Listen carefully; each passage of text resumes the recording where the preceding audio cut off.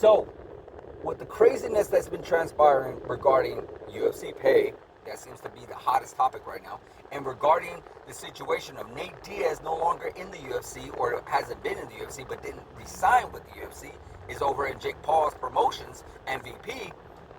The biggest question is now, who is Conor McGregor going to face?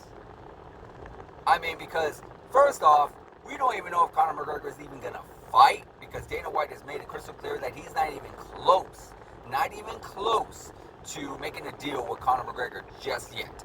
So there's that, one.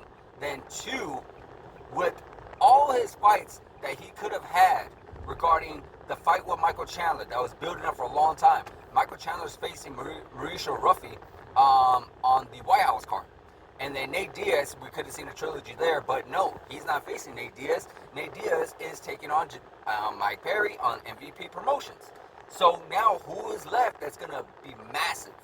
That's going to also give some of the money back to the UFC, I guess you could say. Because you know Conor McGregor is not fighting for anything less than probably $10-15 million, if not more.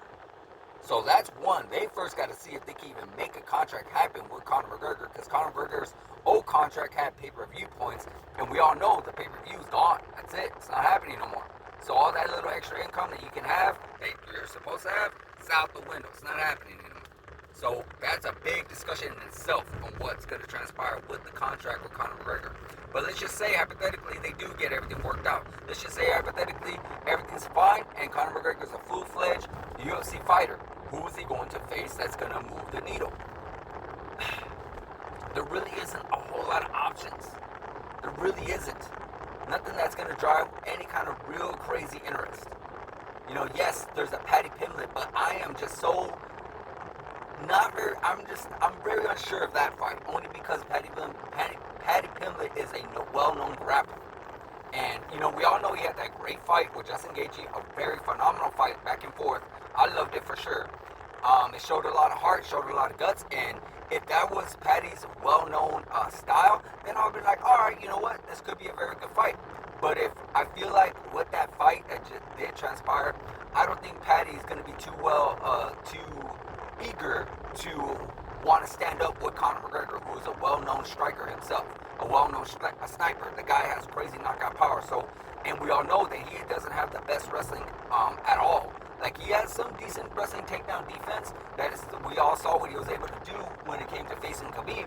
Khabib didn't have no easy time taking him down with ease. You know, he was able to stop quite a few of those takedowns and whatnot, and hang in there for like 4 rounds. So that says something in itself. But still, I mean, it is two massive stars. Conor McGregor has not won a fight since 2020 against Donald Cerrone, and, you know, Paddy Pimblett, this could help his star rise, so that might be interesting. Then, of course, you got the BMF Championship, the BMF champ, Charles Oliveira. Now, we all saw what he did to Max Holloway, a stand-up fighter, and, yeah, I'm not sold on that one. I am not trying to see Conor McGregor on his last 2 fights, because I believe he has only 2 fights left, within the UFC, get tackled, get taken down, and pretty much almost get submitted, or definitely get submitted, because we all know that's what ended up happening to him against Almeida. So I really do not know what's going to transpire. I really do not know who Conor McGregor can face. It could be massive. We all wanted the Nate Diaz fight, but that's not happening. Michael Chandler would have been decent just due to the history and the build-up that we had. That could have been fun, but now, I mean, other than maybe a possibly very plausible fight, would be a little bit of a fun fight. A rematch with Max Holloway, but I don't see that being a big blockbuster as a main event. It will be a big fun fight, but there really is no story or history behind it outside of the fact that it's a rematch and it was a fight that was done years ago. So Max Holloway just comes as a fresh loss. So I'm not 100% sure.